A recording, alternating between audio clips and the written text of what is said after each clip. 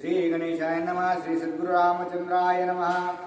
मागिले प्रसंगी जाण वामने गांजिला रावण, तिच्या रावणाचे प्रकरण सांगे आपण अंगद. प्रभू रामचंद्र भगवान की जय. असणारा त्या ठिकाणी युवराज अंगद असणारा शिष्टाई करण्यासाठी राजा रावणाच्या लंकेमध्ये गेलेले आहेत.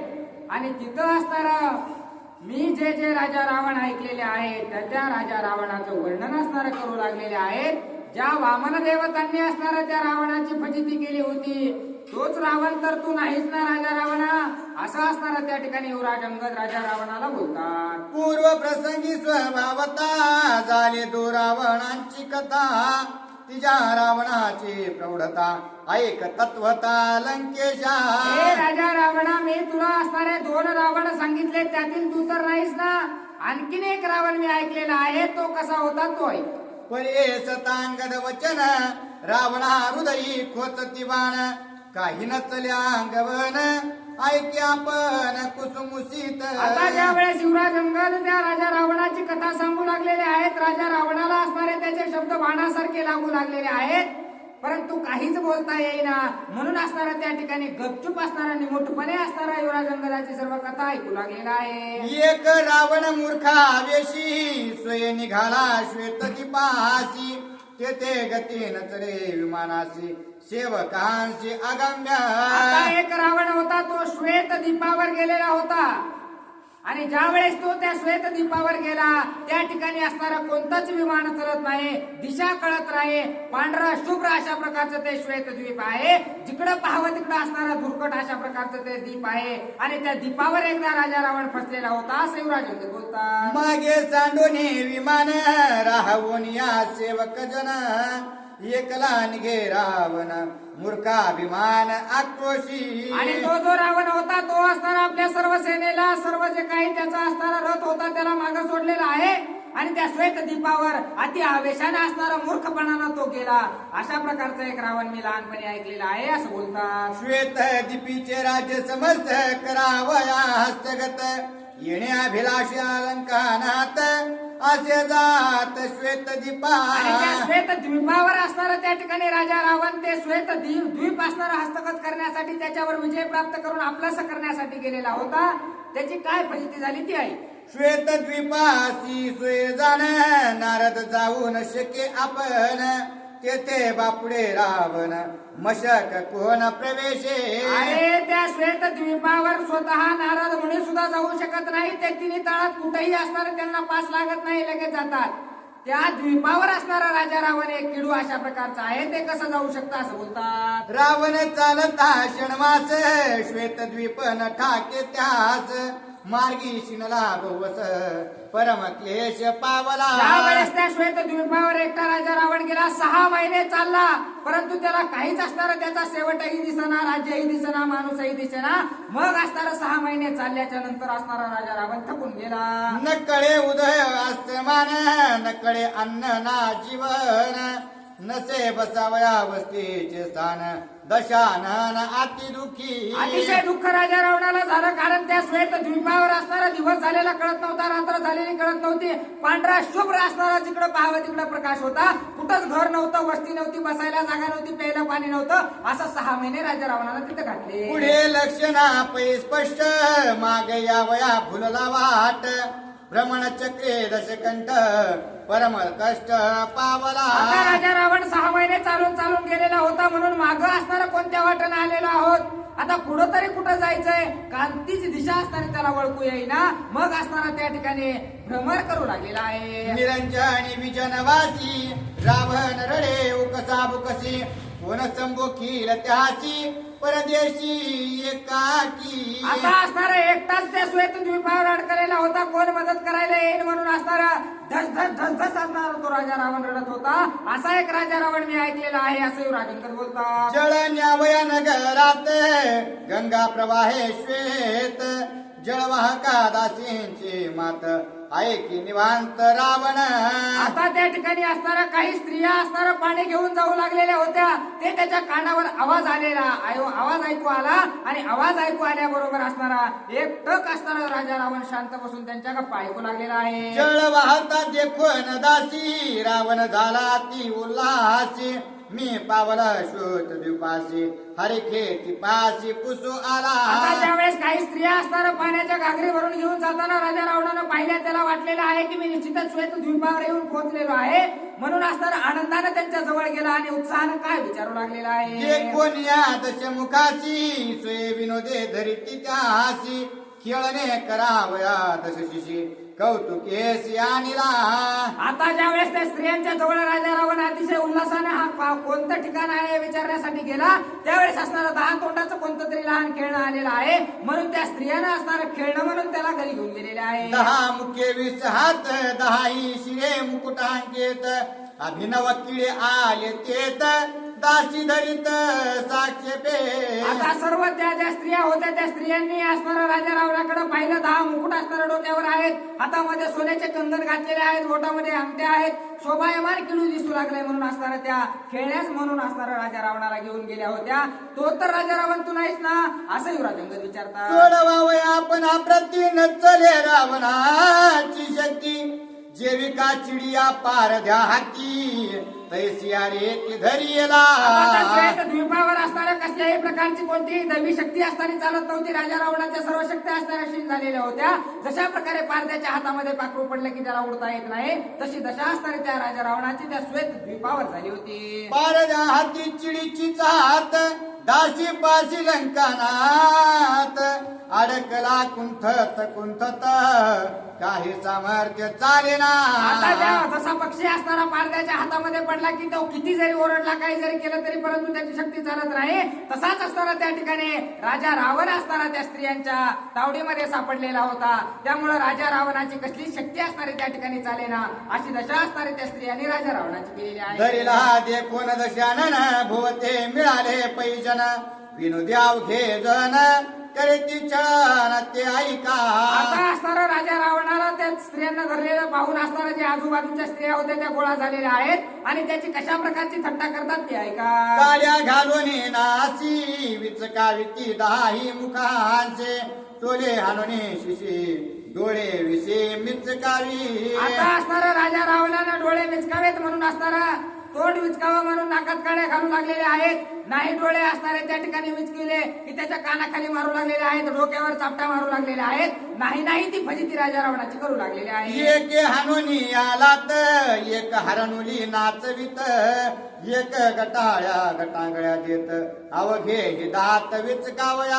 आता असणारा मोठ्यानं दात विचकून हसण्यासाठी असणारा कुणी लातानं मारू लागलेला आहे, कुणी चेंडू सारखं पायानं असणारा फरफटू लागलेला आहे. अशी दुर्दशा त्या राजा रावणाची करत आहे. काक स्वरे श्वान स्वरे खर स्वरे जंबुक स्वरे भूंकविते पहिले कुरे घुघू स्वरे पैयेक. आता ते लहान लहान लेकर होते ते सुद्धा असणारा कुत्र्यासारखं भुकतो का नाही तुला लगेच मारीन असं म्हणून असणारा राजा रावणाला कोणत्याही प्राण्याचा आवाज काढायला लावत होते.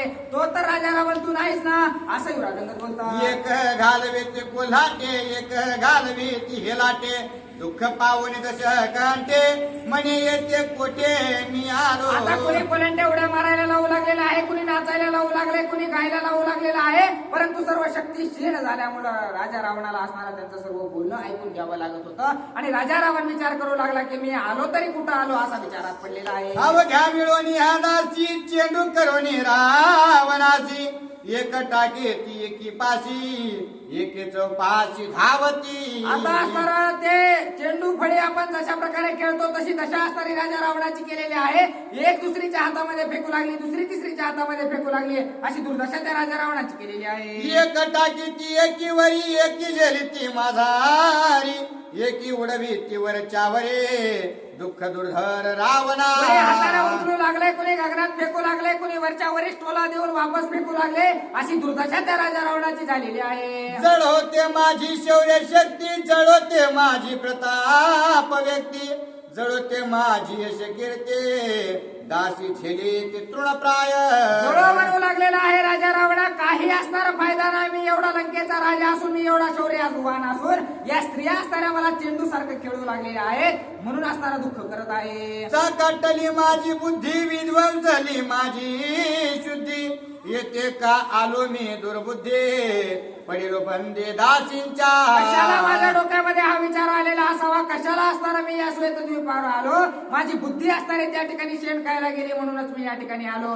आणि या सर्व दासींच्या बंधनात मी पडलेलो आहे असं राजा रावण बोलतो. दासी परस्परे टाके ते रावण डसला एकेच्या हाती चाविरे म्हणून निषेते झुगारे ते लंकेशी. आता ज्या वेळेस राजा रावणाची जास्त दुर्दशा केलेली आहे, चेंडू फळीसारखं खेळू लागलेले आहेत, त्यावेळेस एका जणीच्या असणाऱ्या त्या दासीच्या हाताला राजा रावण चावलेला आहे. कारण दुर्दशा दयनीय अवस्था राजा रावणाची झाल्यामुळे ज्यावेळेस चावलं त्यावेळेस असणाऱ्या त्या ठिकाणी जशा प्रकारे एखाद्या किड्याला आपण लांब असणारा फेकून देतो तशा प्रकारे त्या स्त्रियांनी असणारा फेकून दिलेला आहे आणि चावकर किडू आहे म्हणून असणारा त्याचा द्वेष करू लागलेला आहे. आदळता लंकापुरी सवोष्ट दातांची चकचुरी नाक चेंदले वाहे रुधिरे राजद्वारी आकांते. आता ज्यावेळेस त्या स्त्रीच्या हातावर राजा रावण चावला त्यावेळेस एवढा गरगर फिरवून तिने असणारा त्याला फेकून दिलं की लंकेमध्ये पडल्याच्या नंतर त्याचा होठ फुटला, नाक फुटला, तोंडातून असणाऱ्या रक्ताच्या धारा वाहू लागल्या होत्या. तोच राजा रावण तू आहेस का असं असणारे विराज विचारतात. आईचा कोण निधडा दादूला अंतरिक्षी संग्राम केला तेथून रावण झुगारीला तो आदळला लंकेशी. असा कोण महापुरुष असणारा त्या श्वेतद्वीपावर होता की त्यानं असणार राजा रावणाची एवढी दुर्दशा केली आणि त्याला असणाऱ्या एखाद्या गवताच्या काडीसारखं फिरकावून असणारं लंकेमध्ये फेकलं असं युवराज बोलतात. इंद्रजिता सहित कुमरजन वृत्तांत पुसती प्रधान रावण झाला जयमाने प्रतिवचन नेदीच. आता ज्यावेळेस राजा रावण लंकेमध्ये येऊन पडलेला आहे, नाक तोंड फुटलेलं आहे, ओठ फुटलेला आहे, त्यावेळेस सर्वजण विचारू लागलेले आहेत की कुणामध्ये एवढं सामर्थ्य आलं की तुम्हाला असणारा या ठिकाणी झुडकावून फेकून दिलेलं आहे असं सर्वजण विचारतात. परंतु काहीच राजा रावण बोलत नाही. तोच राजा रावण तर तू नाहीच ना असं राजेंद्र बोलतात. तिच्या रावणाची ख्याते श्वेत दीप गमनानुवृत्ते सांगितले सर्व हे तुझं प्रते यता निगोते लंकेशा. हे राजा रावणा, जो मी तिसरा रावण ऐकलेला होता त्याची सर्व काही फजिती कशा प्रकारचा होता सर्व काही इत्यंभूत माहिती मी तुला सांगितलेली आहे असं बोलतात. चौथ्या रावणाची स्थिती अतिशय अभिनव कीर्ती ते मी सांगेन तुझं प्रति लंकापते अवधारी. हे रावणा, त्याच्याही पेक्षा आणखी श्रेष्ठ एक रावण मी ऐकलेला आहे चौथा. तो कशा प्रकारचा ते ऐका. चौथा जाण्या तुरबळे ध्यानस्थ जे कोणिया वाळे त्याचे धरिता कपट मिळे तेने काखेतळी दडपिला. चौथा जो रावण होता ना तो असणारा वाळी सोबत कपट करण्यासाठी त्याच्याजवळ ज्यावेळेस ध्यानधारणा वाळी करत होता त्यावेळेस त्याच्याजवळ कपट करण्यासाठी गेला, परंतु आपल्या बगलामध्येच असताना त्या ठिकाणी त्या वाळीनं त्या राजा रावणाला धरलं. अशा प्रकारचा शूरवीर राजा रावण तो होता असं बोलतात. रावण घालून काके तळेच वेग उडून या वाळे सप्त समुद्री करुणी आंघोळे ध्यानानुमेळी बैसला. आणि त्या वाळीला राजा रावणाला काकेमध्ये धरून असणारं उड्डाण केलं आणि 7 समुद्रामध्ये असणारा आंघोळ करून त्या ठिकाणी तो राजा रावण त्या काकेमध्ये असणारा त्या वाळीने असणाऱ्या रावणाला घेऊन 7 समुद्रामध्ये आंघोळ केली. तो एक महान रावण मी ऐकलेला आहे असं बोलतात. रावणा दृढ लागली कळ चरफडी परीन चले बळ नाकी तोंडी भरले कक्षा जळ झाला विकळ ते काळी. त्यावेळेस असणाऱ्या वाळीच्या बगलामध्ये राजा रावण होता. 7 समुद्राची वाळीने आंघोळ केली त्यावेळेस त्याच्या नाका तोंडामध्ये पाणी गेलं होतं, परंतु काहीच शक्ती वाळीच्या समोर त्याची चालेल अशी झालेली होती. अतिशय विकळ झालेला होता. निज भवना येता वाडी अंगद उचलेला सुख समेळे काखेचा रावण पडिला तळे वानरेच काळी देखिला. आता ज्यावेळेस घरी असणारा तो वाळी आला त्यावेळेस युवराज अंगद म्हणजे मी असताना लहान होतो.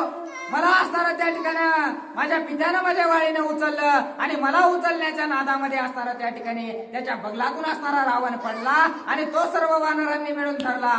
अशा प्रकारचा एक रावण महान मी ऐकलेला आहे असं बोलतात. 20 भुजा दश शिर मुकुट कुंडले मनोहर कंठे विविध विचित्र हार अति सुंदर अंग दीप्ती.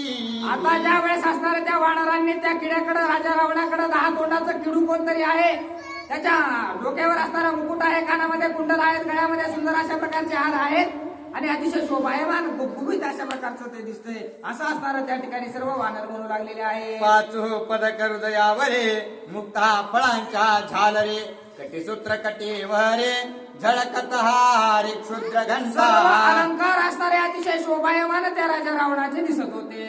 ऐसा देखता वानरे अंगदाच्या पाळण्यावरे रावण बांधिला खेळण्यावारे हेमसूत्रे शृंखळा. अतिशय शोभायमान असणारा त्या दिसू लागलेला होता, म्हणून असणारं काहीतरी खेळणं आपल्या युवराजाला असावं, म्हणून त्या राजा रावणाला असणारं त्या ठिकाणी युवराज अंगदाच्या पाळण्यावरच बांधून टाकलेलं होतं असं बोलतात. बाळलीला पद संचारी लातानी मुखावरे अंगद मूत्राची धार थोरे रिघे मुखांतरी रावणाच्या. पाळण्यावर असणारं त्या ठिकाणी युवराज अंगदाच्या राजा रावणाला बांधलेलं होतं. लहान लेकरू असणारं त्या ठिकाणी हातपाय खोडत असतं, ते हातपाय खोडताना राजा रावणाच्या तोंडावर लागू लागलेला आहे. चिमटे वानर वानरे दात विचकी नाना विकारे टोले देता शिरावरे डोळे त्यावर मिचकावे. तशा प्रकारे लहान असणारा खेळण्याला आपण दाबलं की त्याच्यातून आवाज असणारा वेगवेगळा येतो, तशा प्रकारचा असणारा राजा रावणाला ते माकडं दाबू लागलेले आहेत. वेगवेगळे आवाज असणारा राजा रावण काढू लागलेला आहे आणि अतिशय दुर्दशा राजा रावणाची त्या सर्व वानरांनी मिळून केलेली आहे. लाता हानीता सम्मुखा क्षत्य पडली दाही मुखा अंगद पारखी निका तेने दशमुखा ओळखिले. आता असणार त्या ठिकाणी ज्या युवराज अंगदाने असणार तोंडावर लाता मारल्या असं बोलल्याच्या नंतर राजा रावणानं जरा बारीक नजर करून युवराज अंगदाकडे पाहिलेलं आहे आणि लहानपणी असणाऱ्या या युवराज अंगदानं आपल्या तोंडावर हल्लेल्या लाता असणाऱ्या राजा रावणाला आठवलेल्या आहेत आणि बारीक डोळे करून ज्या वेळेस युवराज अंगदाकडे पाहिलं त्यावेळेस राजा रावणाला युवराज अंगदाची ओळख असणारी पक्की पटलेली आहे. अंगद म्हणे त्यातील तू कोण हे पुसावे न लगे जाण माझे लातांचे वण तुझे मुखी संपूर्ण दिसती. आणि त्यावेळेस युवराज अंगद राजा रावणाला म्हणू लागलेले आहेत त्या 4 रावणापैकी तू कोण किंवा कोणता रावण तू आहेस हे मला सांगायची गरज नाही. मी लहानपणी ज्या लाता तुला मारलेल्या आहेत त्याचे वन असणारे आणखी तुझ्या तोंडावर दिसतात असं असणारे युवराज अंगद राजा रावणाला बोलतात. माझ्या मुताची बाळ धार तुझे मुखी पडता निरंतर तेही चिन्हे उभय आधर घासले कोर दिसत आहे. आता युवराज अंगद असणारा राजा रावणाला एवढं टोचून बोलू लागलेले आहेत की मी ज्या वेळेस लहान असताना त्या ठिकाणी तुझ्या मुखावर असणाऱ्या लघुशंका केलेली आहे त्याचे वन असणारे आणखी तुझ्या तोंडावर दिसतात असं असणार त्या ठिकाणी युवराज अंगद राजा रावणाला बोलतात. तू अतिशय हिन दिन भद्रे बैसला शे रावण तुझ कैची अंगवन करावया रण रामासी. अरे तू एवढा असणारा पुरुषार्थी अशा प्रकारचा रावण आहेस त्याच्यामुळे तुझ्याकडे काही असणार प्रभू रामचंद्रासोबत युद्ध करण्याचं सामर्थ्य नाही. मला तुझं सामर्थ्य सांगायची गरज नाही, मी ते लहानपणापासूनच पाहत आलेलो आहे असं युवराज अंगद बोलतात. अंगदाचे वागबान हृदय खोचले संपूर्ण तेने तळमळी रावण वचने प्राण जाऊ पाहे. आता युवराज अंगदाच्या बोलण्यानंच राजा रावणाची एवढी दयनीय अवस्था झालेली आहे की त्याच्या बोलण्यानंच राजा रावणाचा जीव जातो की काय अशी दुर्दशा राजा रावणाची झाली आहे. अंगद वाक्य खडतर शतुधा खोचले जिव्हार तेने तळमळी दश शेर सर्व वानर नाटोपे. आता काही हे वानर आपल्याला आठवत नाही, याच्या बोलण्यानं असणारा या ठिकाणी आपल्याला 75% मारून टाकलेला आहे असं त्या ठिकाणी राजा रावणाला वाटत आहे. अंगद नाटोपे वचनानी वेळे अंगद नाटोपे करिता कडे अंगद बैसला तोरवळे रावण चळे कापत. लट लट लट लट राजा रावण कापू लागलेला आहे. बोलून सुद्धा राजा रावणाला असणारा युवराज अंगद ऐकत नाही. युद्ध करावं तर त्याच्यासोबत युद्ध करण्याचं सामर्थ्य नाही, करावं तर काय करावं असा विचार राजा रावण. अंगदाची करावया रहन स्वयसा शंकित दशानन कुमर कापते प्रधान कंपायमान. आता स्वतः राजा रावण असणारा त्या ठिकाणी त्याच्या समोर बोलायचं सामर्थ्य करत नाही, मग दुसरी सेना असणारी त्या ठिकाणी मरणाचे भिऊ लागलेली आहे. हनुमंते लाविला धाक त्याहून अंगद निशंकतेने धाके एक एक सैन्य सेवक हनुमानजीनं आधीच सेनानी असणारी दुर्दशा लंकेची केलेली होती, सर्वांची असणारी त्या ठिकाणी सळोकी पळवाची अवस्था करून ठेवलेली होती. त्याच्यापेक्षा सुद्धा निधडा अशा प्रकारचा युवराज अंगद दिसू लागलेला आहे, म्हणून सर्व राक्षस भीत आहेत. ऐसे जे कोणी चिन्ह बुद्धिवंत दशानन अति गोप्य हास्य वदन काय आपण अनुवारे. अशा प्रकारचा बोलणं युवराज अंगदाचं ऐकून घेतलेला आहे, राग आलेला आहे. सर्व असणारं त्या ठिकाणी काय करू काय नाही अशी अवस्था झालेली आहे. परंतु हसून असणारं त्या ठिकाणी राजा रावण काय बोलत आहे. सभेचे बैसोनी वानरा किती जलपचे सैरा वैरा तोंडी नाही ओढा वारा दश शिरा नुळखसी. अरे हे वानरा, सभेमध्ये एवढ्या थाटामध्ये बसलेला आहेस आणि तोंडाला येईल ते असणारं बरळू लागलेला आहेस. तू राजा रावणाला आतापर्यंत ओळखलेलं नाहीस असं युवराज अंगदाला बोलतात. ऐक माझी अंगवन बंदी घातले सुरगन श्रीराम बापुडे ते कोण समुकरण करावया. हे युवराज अंगदा, तू मला काही साधा सुद्धा असणारा समजतोस की काय. सर्व देवांना असणार 33 कोटी देवांना मी बांधवडीत घातलेला आहे आणि प्रभू रामचंद्र माझ्या समोर कोण आहेत त्यांच्यासोबत युद्ध करण्यासाठी असं बोलतात. माझी वादताची हाक सुरासुरी अतिधाक श्रीराम बापुडे मशके मज समूह केविरा. अरे मी जर मोठ्यानं आरोळी दिली तर देव सुद्धा असणार त्या ठिकाणी लपून बसतात, एवढी माझी दहशत असणार या ठिकाणी आहे. मग असणारा तुझा प्रभू रामचंद्र माझ्या समोर एखाद्या चिंतासारखा आहे असं बोलतात. रणे करून या दुर्धर मार बंदी घातले सुरवर कामार केले समग्र तो हे प्रकार अवधारी. अरे मी सर्व देवांसोबत रणांगण करून असणार सर्वांना बांधवडीत घातलं होतं आणि बांधवडीत घालून असणार प्रत्येकाला ज्याचं त्याचं काम लावलेलं आहे. एवढं सामर्थ्य माझ्याकडे आहे. ते कशा कशा प्रकारचं काम लावलं ते आहे. पाचारोने कुसुमा करे विचित्र शेजा विचित्र हार इंद्रे आणावे सत्वर माल्यधार तो केला. इंद्राला असणारा त्या ठिकाणी माळे बनवलेला आहे. चांगल्या प्रकारचे फुलं तोडून आणायचे, चांगले चांगले हार करायचे आणि मला घालायचे. हे काम असणारं मी इंद्रदेवाला दिलेलं आहे असं बोलतात. सूर्य जोका सहस्र करे द्वारपाळ निरंतर मलया नीळ चवर धर चंद्रे छत्र धरावे. आता सूर्याला काय काम दिलेलं आहे तर पूर्वेचं असणारा रक्षण करण्याचं, सीमेवर जो असणारा द्वारपाळ असतो त्याचं काम मी सूर्यदेवाला दिलेलं आहे.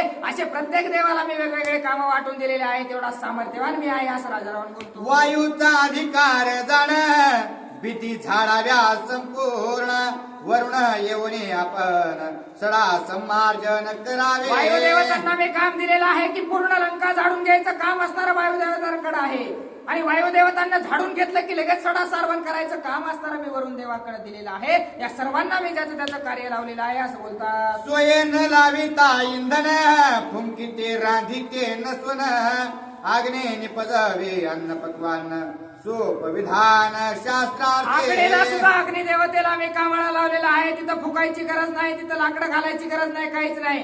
अग्निदेवता मनानं येऊन असताना सर्व स्वयंपाक शिजवून जातात. ज्याचं त्याचं कार्य मी ज्याचं त्याला दिलेलं आहे असं बोलतात. जहालिया पाक विधान स्वय अग्नीने आपण करावे वस्त्र क्षाळन रंग राखून सावर. आता अग्निदेवतांना दुसरं एक काम दिलेलं आहे. अन्न सगळं शिजवायचं झालं की जेवढे सुद्धा कपडे असणारे लंकेमध्ये राक्षसांचे आहेत या सर्व कपड्यांवरचे डाग काढायचे, सर्व मळ काढून टाकायची आणि कलर असणारा थोडा सुद्धा त्याचा फिका झाला नाही पाहिजे. थोडा जरी कलर फिका झाला की राजा रावण असणारा त्याला दंड केल्याशिवाय राहत नाही. एवढं सामर्थ्य या राजा रावणाचं आहे असं युवराज अंगदाला बोलतात. सबळ डाग बैसले पोटी ते काढावे उठा उठे जाऊन द्यावे कानवटे मळमळ वटे फेडावे. सर्व मळ असणारा त्या कपड्यावरचा काढायचा. किती जरी असणारा त्या ठिकाणी घट्ट डाग असला, कशाचा जरी असला तरी तो असणारा त्या ठिकाणी काढायचा. हे काम असणारा मी अग्निदेवतांना दिलेलं आहे. जळा वाचून सकळ मळ सबाह्य करावे निर्मळ ऐसा शाळक कुशळ अधिकारी प्रबळ नियमाचा.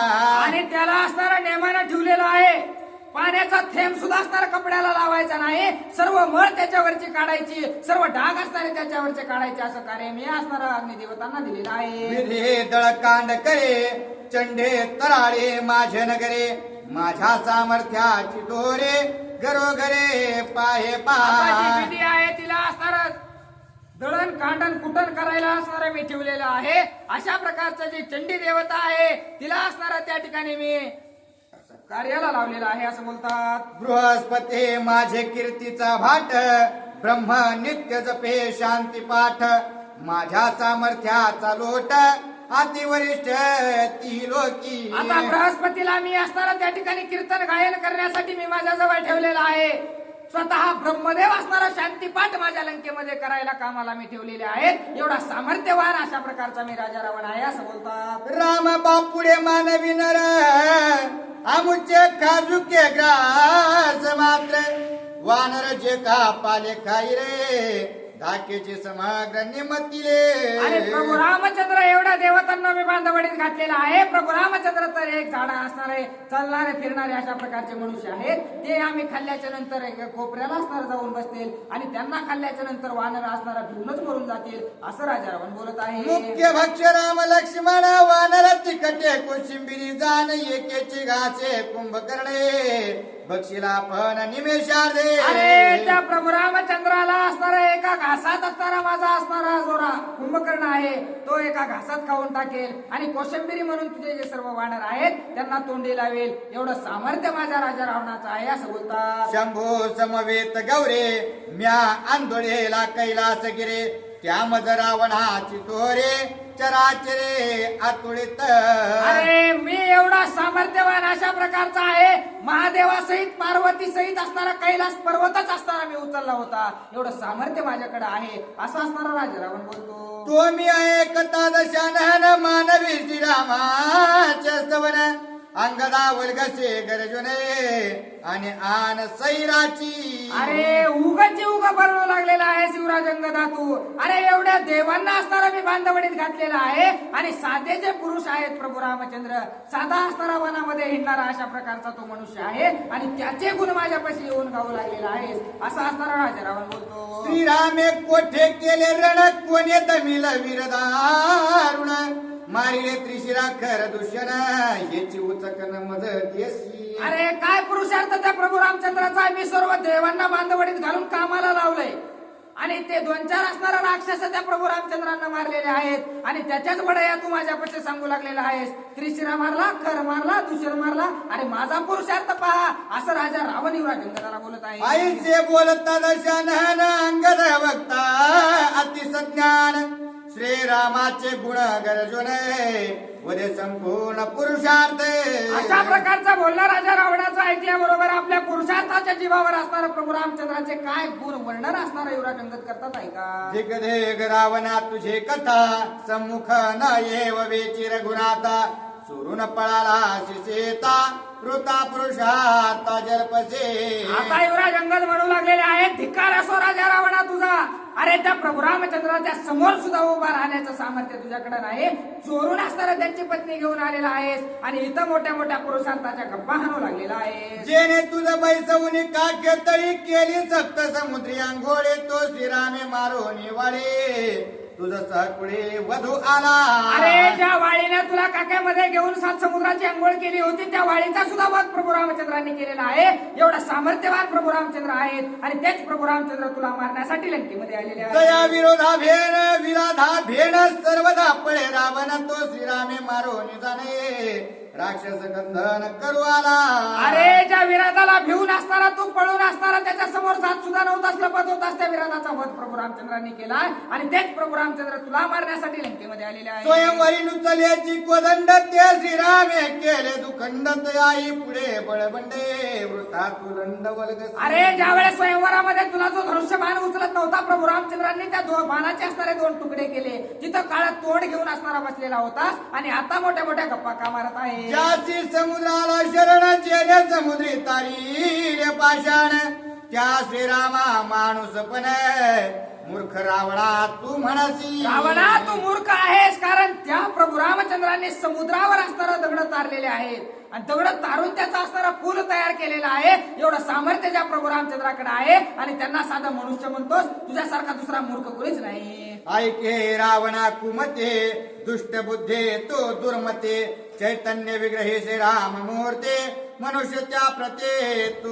म्हणसे. मूर्ख अशा प्रकारचा रावणा तू आहेस, त्या प्रभू रामचंद्रांना मनुष्य म्हणू लागलेला आहेस. राम नामे मनुष्य तरती, मनुष्य मानिसी, त्या रघुपते, रावण तुझा ते दुर्मते, द्वेषानुरोध ते मरशील.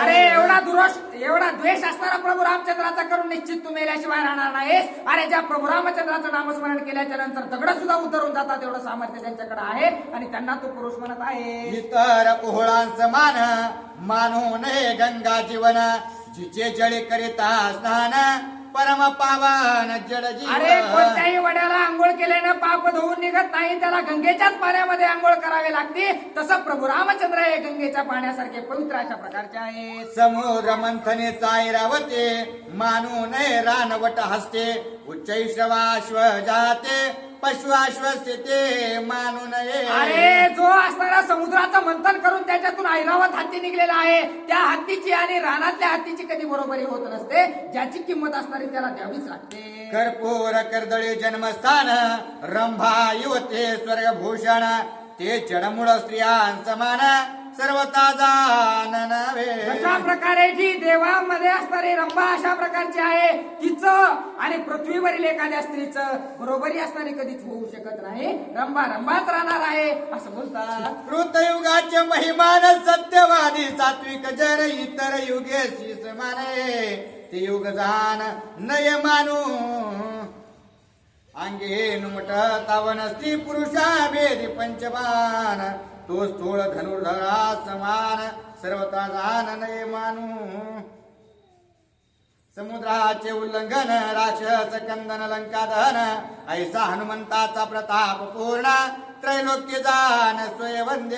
अरे एवढा मोठा समुद्र असणारा एका उड्डाणामध्ये त्या प्रभू हनुमानजीने असणारा त्या ठिकाणी पार केलेला आहे आणि एवढं सामर्थ्य त्यांनी आले, तुझी सर्व लंका जाळून असणारं ते गेलेले आहेत. त्यांच्यासारखं असणारं कार्य कुणीच करू शकत नाही असं असणारं ऐसा हनुमंत कपिंद्र, ज्यासी आत्मत्वे माने श्रीरामचंद्र, त्याचे तू मनसे वानर तू तशीर महामूर्ख. अशा प्रकारची महान ख्याती त्या हनुमानजीने केलेली आहे आणि त्या हनुमानजीला असणारा तू त्या ठिकाणी वानर म्हणत असेल तर तुझ्यासारखा दुसरा मूर्ख कोणीच नाही. गंगा नव्हे नदे पडे पाडे, ऐरावता हस्तित्व न घडे, उच्चैश्रवा नव्हे घोडे कृतयुगा न घडे इतर योगत्व. अशा प्रकारे गंगेच्या पाण्याची असणारी सर कोणत्या वड्याच्या पाण्याला येणार नाही. ऐरावत हत्तीची बरोबरी साधा रानगटी हत्ती करू शकत नाही, तसंच त्या प्रभू रामचंद्राची बरोबरी साधा मनुष्य कोणीच करू शकत नाही असं बोलतात. रंभा नव्हे इतर नारे, हनुमान नव्हे तनु वानरे, राम परब्रह्म अवतारे मनुष्य देहधारे तो नव्हे. आणि प्रभू रामचंद्र हे मनुष्याच्या देहामध्ये जरी आलेले असले तरी ते पूर्ण परब्रह्म अशा प्रकारचे आहेत. जशा प्रकारे हनुमानजी असणारा नुसतं वानर नसून महान अवतार असणारा त्यांनी घेतलेला आहे अशा प्रकारचं बोलतात. राम नव्हे मानुष वेक, राम त्रैलोक्य तारक, राम परमात्मा चोक, राम निष्ठंक परब्रह्म. प्रभू रामचंद्र हे असणारे शुद्ध अशा प्रकारचे पूर्ण परब्रह्म अशा प्रकारचे आहेत असं वर्णन करतात. मर मर रे लंका नाता, मनुष्य मानसे रघुनाथा, बळे कुंतोसे आता तुझे बळ वृथा ते ऐक. मर राजा रावणा, तुझा जगून सुद्धा काहीच फायदा नाही असं युवराज अंगद बोलू लागलेले आहे. शंभोस येत सोये गौरे, आंदोळीला कैलास गिरे, मनसे त्या बळाची दोरी तृणावारी सरेना. अरे तू एवढा मोठा असणारा गप्पा सांगू लागलेला आहेस की महादेवांना पार्वती सहित कैलास पर्वत असणारा मी उचललेला आहे, त्याची बरोबरी आणि प्रभू रामचंद्राची बरोबरी कधी होऊ शकत नाही.